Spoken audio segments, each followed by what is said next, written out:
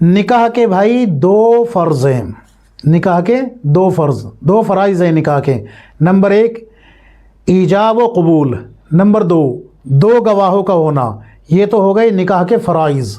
ایک واجب ہے مہر مقرر کر کے اس کو ادا کرنا، مہر مقرر کر کے اس کو ادا کرنا، یہ ایک واجب ہو گیا۔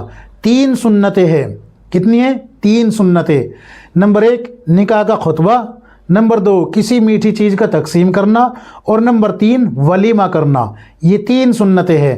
اس کے علاوہ جتنی بھی نکاح میں باتیں ہو رہی ہے، منڈا کرنا، بھات لینا، بھات دینا، مہندی، اور یہ جتنی بھی رسمیں ہیں، یہ سب کی سب غیروں کی رسمیں ہیں، شریعت میں ان کی کوئی گنجائش نہیں ہے۔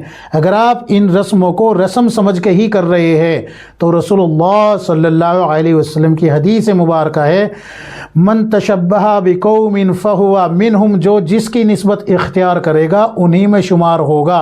اور اگر ان رسموں کو آپ اپنے اوپر واجب سمجھتے ہیں تو پھر اللہ کے نبی صلی اللہ علیہ وسلم کی دوسری حدیث ہے، آپ صلی اللہ علیہ وسلم نے فرمایا کل بدعت ضلالہ وکل ضلالۃ فی النار، ہر بدعت گمراہی اور گمراہی کا ٹھکانہ جہنم ہے۔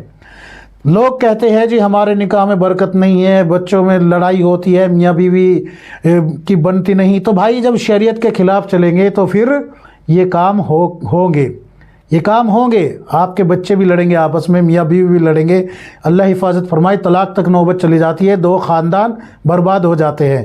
شریعت سے تھوڑا سا ہٹے تو بہت کچھ بربادی لے کے آتی ہے، شریعت کے خلاف زندگی جب گزرتی ہے۔